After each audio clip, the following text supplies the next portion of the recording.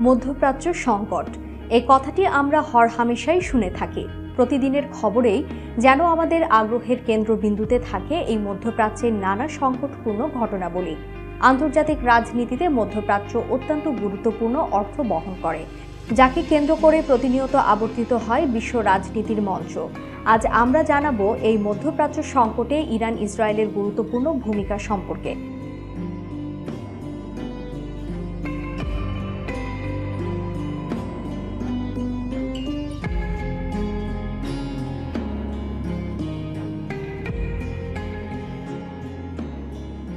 মধ্যপ্রাচ্যের রাজনীতির অভ্যন্তরীণ এবং বাহ্যিক অবস্থার দৃশ্যপট অনুধাবন কিংবা রাজনৈতিক অস্থিরতার চিন্তার ভাঁজ খোলা এবং সহজে এই সমস্যা উদ্ধার করার জন্য শুধু এর ভৌগোলিক সীমারেখার মধ্যে অবস্থানরত দেশগুলোতে সীমাবদ্ধ থাকলে এর মূল উদ্ঘাটন সম্ভবপর নয়।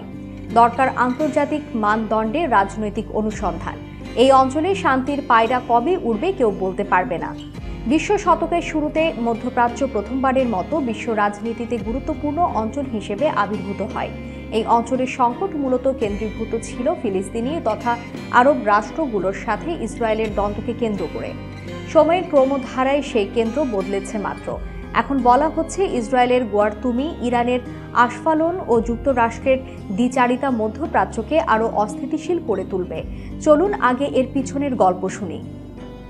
বিখ্যাত নৌ স্ট্র্যাটেজিস্ট অ্যাডমিরাল মাহান ১৯০২ সালে মধ্যপ্রাচ্য শব্দটি ব্যবহার করেন। উসমানীয় সাম্রাজ্যের শাসনাধীন এই অঞ্চলের ভৌগোলিক অবস্থান, সাংস্কৃতিক বৈশিষ্ট্য, ধর্মীয় আনুগত্য ও বন্ধনকে আলাদাভাবে চিহ্নিত করে এই অঞ্চলের নাম দেন মধ্যপ্রাচ্য। একদিকে ইউরোপ, অন্যদিকে ভারতবর্ষ। এর মাঝখানে অবস্থিত অঞ্চল বিবেচনায় এই নামকরণ করা হয় বলে মনে করা হয়। প্রথম বিশ্বযুদ্ধ পূর্ববর্তী সময়ে এই অঞ্চলে আরবদের মাঝে জাতীয়তাবাদী চিন্তার জাগরণে পশ্চিমা শক্তি মদদ জুগিয়েছিল। সেই সময় এখানে মাঠ কাঁপিয়েছে ফ্রান্স ও ব্রিটেন। প্রথম বিশ্বযুদ্ধের পর এদের সাথে যুক্ত হয় যুক্তরাষ্ট্র। সাইকস-পিকট চুক্তির আলোকে আরব অঞ্চল ভাগ বাটোয়ারার বৈঠকে উপস্থিত ছিলেন ওই সময়ের প্রেসিডেন্ট উড্রো উইলসন। উসমানীয় সাম্রাজ্যের প্রতাপকে বিলীন করে দিতে ফ্রান্স ও ব্রিটেনের কূটকৌশল অজানা কোনো বিষয় নয়। হাশেমীয় ও সৌদ এই দুই গ্রুপকেই সহযোগিতা করেছে ফ্রান্স ও ব্রিটেন। দুই দলের সামনে মূল্য ঝুলিয়ে তারা নিজেদের স্বার্থ আদায় করেছে। প্রথম বিশ্বযুদ্ধের বিজয়ী শক্তি ফ্রান্স ও ব্রিটেন পূর্ব পরিকল্পনা অনুযায়ী আরব রাষ্ট্রগুলোকে নিজেদের মধ্যে ভাগ করে নেয়। ১৯২০ সালে তুরস্কের জন্মের মধ্য দিয়ে উসমানীয় সাম্রাজ্যের বিলুপ্তি হয়। ১৯২৩ সালে লুজান চুক্তির মাধ্যমে তুরস্কের সীমানা নির্ধারিত হয়। ১৯১৮ সালে পশ্চিম আরবে সশস্ত্র বিদ্রোহের মাধ্যমে ইয়েমেন রাষ্ট্রের আত্মপ্রকাশ ঘটে। মধ্য আরবে সৌদ পরিবার আরবের ৫ ভাগের ৪ ভাগ দখল করে নেন। সৌদ পরিবারের নেতৃত্বে ১৯৩২ সালে বৃহত্তর সৌদি আরব রাষ্ট্রটি প্রতিষ্ঠিত হয়। এর ফলে উসমানীয় আমলের শাসক শরীফ হোসেনের স্বপ্ন অধরাই থেকে যায়। শরীফ হোসেন আরব অঞ্চলে আব্বাসীয় সাম্রাজ্যের পূর্ণ প্রতিষ্ঠার স্বপ্ন দেখতেন। তিনি ব্রিটেনের সাথে দামেস্ক প্রটোকল সই করেছিল। উসমানিয়াদের বিরুদ্ধে বিদ্রোহে তাকে সহায়তা করেছিল আল ফাতাত ও আল আহাদ নামে দুইটি গুপ্ত সংগঠন। তার ছেলে ফয়সালের উপদেষ্টা হিসেবে যুক্ত হয়েছিল রহস্যময় চরিত্রের অধিকারী লরেন্স অফ অ্যারাবিয়া। ইতিহাসের নানা ঘটনা পেরিয়ে জর্দান এখনও শরীফ হোসেনের বংশধরই শাসন করছে। দ্বিতীয় বিশ্বযুদ্ধের সময় এই অঞ্চলকে নিয়ে আলাদা একটি মিডল ইস্ট কমান্ড গঠিত হয়েছিল। সাবেক সোভিয়েত ইউনিয়নের সময় এই অঞ্চলকে সেন্ট্রাল ইস্ট এবং নিয়ার ইস্ট হিসেবে চিহ্নিত করা হতো। সেই সময় সোভিয়েত ইউনিয়ন মধ্যপ্রাচ্যকে ঘিরে সমাজতান্ত্রিক বিপ্লবের স্বপ্ন দেখেছিল। মিশর ও ইয়েমেনে এই নিয়ে পরীক্ষাও চালানো হয়েছিল। নাসেরের নেতৃত্বে প্যান আরাবিজম জন্ম নিয়েছিল। মধ্যপ্রাচ্যে তেলক্ষেত্র আবিষ্কার যেন দীর্ঘস্থায়ী সংকটের পদধ্বনি। প্রথম বিশ্বযুদ্ধের সময় থেকে শক্তির উৎস হিসেবে খনিজ তেলের গুরুত্ব বেড়ে যায়। এই ব্যাপারে যুদ্ধের সময়কার ফরাসি প্রধানমন্ত্রী জর্জ ক্লেমেন্সোর একটি আপ্তবাক্যকে স্মরণ করিয়ে দেয়া যেতে পারে। তিনি বলেছিলেন, "One drop of oil is worth one drop of blood of our soldiers." পরবর্তী সময়ে এই তেল দিয়েই মধ্যপ্রাচ্যের মাটিতে রক্তের নহর বইয়ে দেওয়া হয়েছে। রক্তের নহর বইয়ে দিতে এই অঞ্চলে যুক্তরাষ্ট্রের ভূমিকাই বেশি।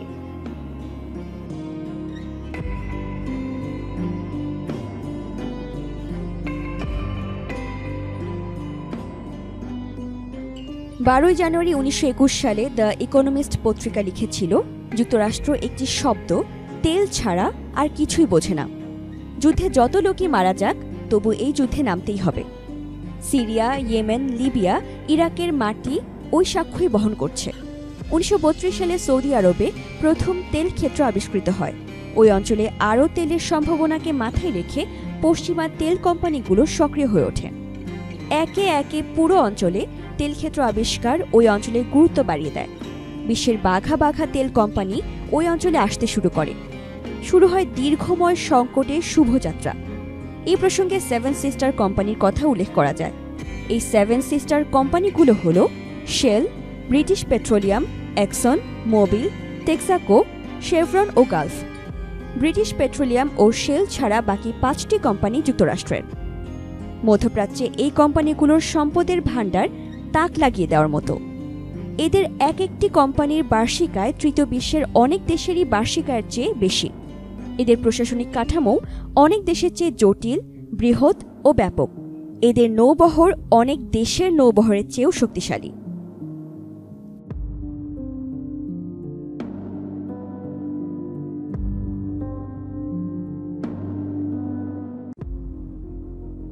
এবারে আসুন জেনে নেওয়া যাক ইসরায়েলের জন্ম ও সকল ঝামেলার সূত্রপাত হলো কিভাবে। 1917 সালের বেলফোর ঘোষণার সফল বাস্তবায়ন হয় 1948 সালে। প্রতিষ্ঠার পরপরই আরব ইসরায়েল যুদ্ধ হয়। একে একে 4টি যুদ্ধের মধ্য দিয়ে ইসরায়েল মধ্যপ্রাচ্যের শক্ত ভিত্তি গড়ে নেয়। 1956 সালের সুয়েজ যুদ্ধের সময় দৃশ্যপটে হাজির হয় যুক্তরাষ্ট্র। বলতে গেলে এরপর থেকেই যুক্তরাষ্ট্র মধ্যপ্রাচ্যে বেশি মনোযোগী হয়ে ওঠে, সাথে মিত্র হিসেবে পাশে রাখে ইসরায়েলকে। স্বার্থের প্রয়োজনে যুক্তরাষ্ট্র এই অঞ্চলে অনেক দেশের সাথেই প্রণয় সম্পর্ক গড়ে তুলেছে। তবে ইসরায়েলকে রক্ষায় যুক্তরাষ্ট্র ছিল সদা তৎপর। এখনো এর ব্যতিক্রম ঘটেনি। যুক্তরাষ্ট্রের সমর্থন ও নিজেদের কূটবুদ্ধির সৃজনশীল প্রয়োগ ঘটিয়ে ইসরায়েল আজ এই অঞ্চলের প্রতাপশালী শক্তিতে পরিণত হয়েছে। বলতে গেলে আজ মধ্যপ্রাচ্যের প্রায় সব দেশ ইসরায়েলের প্রত্যক্ষ ও পরোক্ষ বলয়ের মধ্যে ঢুকে পড়েছে। উড়ে এসে জুড়ে বসা দেশটি এখন দণ্ডমুণ্ডের কর্তা হয়ে সবাইকে শাসিয়ে বেড়াচ্ছে। অবৈধভাবে রাষ্ট্র গঠনের বিষয় নিয়ে আলোচনা বলতে গেলে এখন হারিয়েই গেছে। আরব রাষ্ট্রগুলো এখন মনে করে ইসরায়েলের এই অঞ্চলে থাকার অধিকার রয়েছে।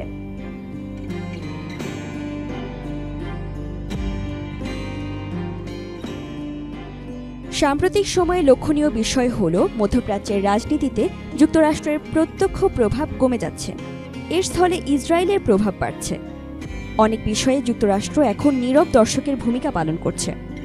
মধ্যপ্রাচ্যের সামরিক ঘাঁটিগুলো থেকে সৈন্য সংখ্যা কমিয়ে আনছে যুক্তরাষ্ট্র। ইসরায়েলের প্রভাব বিস্তারে যুক্তরাষ্ট্রের সায় রয়েছে, এটা বলার অপেক্ষা রাখে না। সাম্প্রতিক বিভিন্ন ঘটনা প্রমাণ করে আগামীতে মধ্যপ্রাচ্যের ঘটনায় ইসরায়েল আগের চেয়ে অনেক বেশি প্রাসঙ্গিক হয়ে দেখা দেবে। পূর্বেও প্রতিটি ঘটনায় দেশটি ভূমিকা রাখলেও তা এখনকার মতো এত প্রকাশ্য ছিল না। ইতোমধ্যে মধ্যপ্রাচ্যের প্রায় প্রতিটি দেশে ইসরায়েল একটা শক্ত অবস্থান তৈরি করে নিয়েছে। বিশেষ করে আরব আমিরাত ও সৌদি আরবের সাথে ইসরায়েলের সখ্য এখন চোখে পড়ার মতো বিষয়। কাতারের সাথেও দেশটি সম্পর্ক গড়ে তুলছে। গত বছর ইসরায়েলকে $1 বিলিয়ন অনুদান দিয়েছে কাতার। মিশরের সিসির সাথেও নেতানিয়াহুর সদ্ভাব রয়েছে।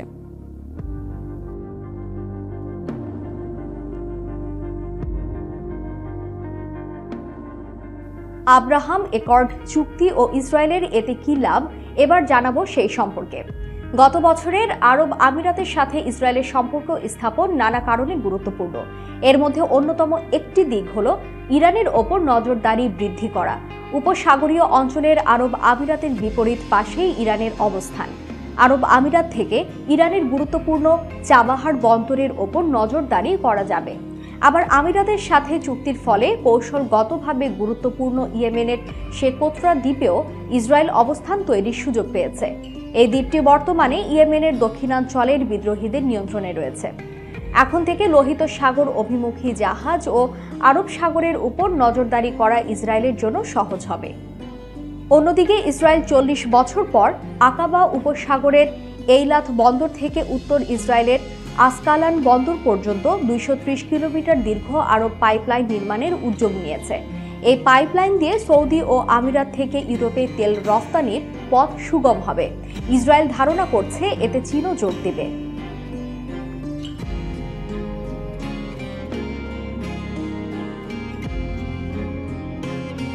মধ্যপ্রাচ্যে ইসরায়েলকে চ্যালেঞ্জ করার মতো একমাত্র ইরানই এখন মাথা চাড়া দিয়ে উঠেছে। দেশটি এই অঞ্চলে উঠতি শক্তি। অনেক বিশ্লেষকের মতে ইরান ও ইসরায়েল বিরোধী হবে মধ্যপ্রাচ্যের প্রধান ইস্যু। মধ্যপ্রাচ্যের শক্তির লড়াইয়ে আগামীতে পৃথিবী এই দুই দেশের আজকের গল্পই শুনবে বেশি।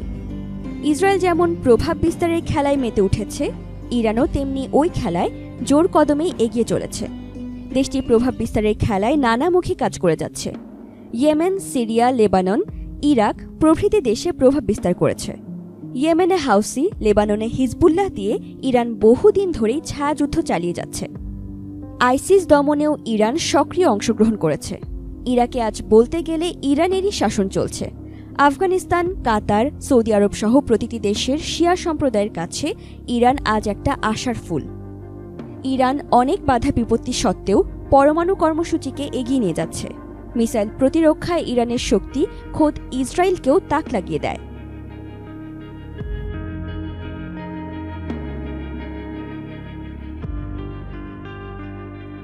ইরানকে থামাতে মরিয়া ইসরায়েল।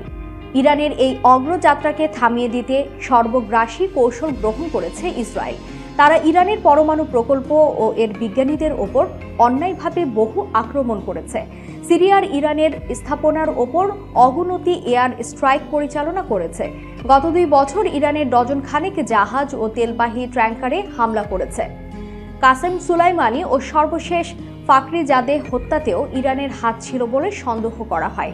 এসবের পেছনে একটাই উদ্দেশ্য, পরমাণু প্রকল্পকে পিছিয়ে দেয়া অথবা বিনাশ করে সিরিয়া, লেবানন, ফিলিস্তিন ও ইয়েমেনে ইরানের প্রভাব কমিয়ে আনা। আর এই কাজের জন্য ইসরায়েল আর নতুন আরব বন্ধুদের ব্যবহার করছে। এর প্রতিবাদে ইরান প্রতিশোধের হুমকি দিলেও ইসরায়েলের 2-1টা জাহাজে আক্রমণ ছাড়া বড় কোনো কিছুই করতে পারেনি। ইতোমধ্যে দেশটি পরমাণু কর্মসূচি এগিয়ে নিতে ইউরেনিয়াম সমৃদ্ধকরণ বাড়িয়ে দিয়েছে। ইসরায়েল যে কোনো উপায়ে ইরানের এই অগ্রগতি থামিয়ে দিতে বদ্ধপরিকর।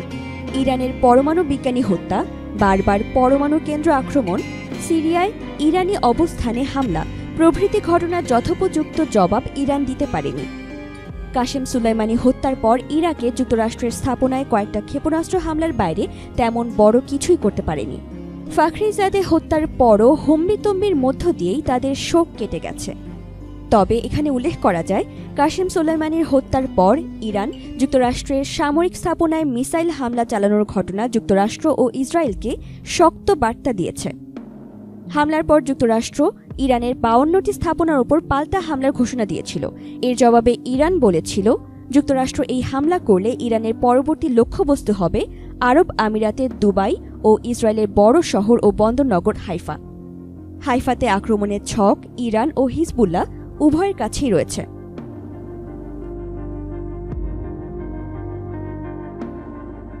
ইরান ইসরায়েল যুদ্ধ কি আসন্ন?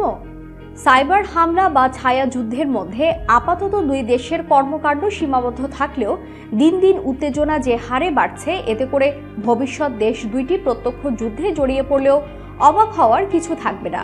ইসরায়েলের প্রতিরক্ষা মন্ত্রী ইরানের বিরুদ্ধে যুদ্ধের প্রস্তুতিকেও সামনে রেখেছেন। তিনি বছরের শুরুর দিকে বলেছেন, ইরান পরমাণু অস্ত্র পেতে আগ্রহী। এটা পরিষ্কার যে ইসরায়েলকে সামরিক হস্তক্ষেপের জন্য প্রস্তুত থাকতে হবে। তবে যুদ্ধ শুরু হলে ইসরায়েল দীর্ঘমেয়াদে লাভজনক কিছু পাবে না, এমন মতামত অনেক বিশ্লেষকের। কারণ তখন তাকে বিভিন্ন ফ্রন্টে শত্রুর মোকাবেলা করতে হবে, বিশেষ করে হিজবুল্লাহর ইসরায়েলের প্রধান মাথা ব্যথা। এর আগে হিজবুল্লাহর সাথে ইসরায়েলের পরাজয়ের রেকর্ড হয়েছে। সরাসরি যুদ্ধের আশঙ্কা কম, এরপরও বিষয়টি একেবারে উড়িয়েও দেয়া যায় না। এখন প্রশ্ন হলো, ইসরায়েল কি আসলেই শান্তি চায়? মধ্যপ্রাচ্যের ইতিহাস পর্যালোচনা করলে দেখা যায়, এখানকার প্রতিটি সংকটেই ইসরায়েলের ভূমিকা রয়েছে। যখনই কোনো আরব দেশ পরমাণু শক্তির উত্তরাধিকার পেতে চেষ্টা করেছে, তখনই ইসরায়েল তা ধ্বংস করতে সচেষ্ট হয়েছে। এর আগে সিরিয়া ও লিবিয়ার পরমাণু প্রকল্প ধ্বংস করে মোসাদ। মিশরের মিসাইল কর্মসূচি ভণ্ডুল করে দিতে পত্রবোমা পাঠিয়ে এই প্রকল্পের সাথে জড়িতদের হত্যা করে মোসাদ। বাইডেন প্রশাসন যখন ইরানের সাথে একটা সমঝোতার চেষ্টা করছে, তখন ইসরায়েল সাহায্য না করে উত্তেজনা ছড়াচ্ছে। ইসরায়েলি লবির মাধ্যমেও বাইডেন প্রশাসনকে বাধাগ্রস্ত করতেও থেমে নেই ইসরায়েল। ইরান পারমাণবিক শক্তির অধিকারী হলে ইসরায়েল নিরাপত্তা ঝুঁকিতে পড়বে। এটা মেনে নিলেও এর সমাধান কি অন্যভাবে করা যায় না?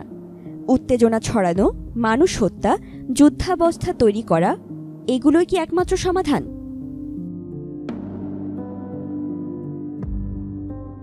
শেষ করার আগে আল জাজিরার রাজনৈতিক বিশ্লেষক মারওয়ান বিশরার সুরে বলতে চাই, আর কত যুদ্ধ এই অঞ্চলে হলে ইসরায়েল নিরাপদ হবে, আর কত দেশ অস্থিতিশীল করলে ইসরায়েলের অহমিকা চরিতার্থ হবে। মধ্যপ্রাচ্যের সংকট শেষ হওয়ার আগে আর কত মানুষকে মরতে হবে।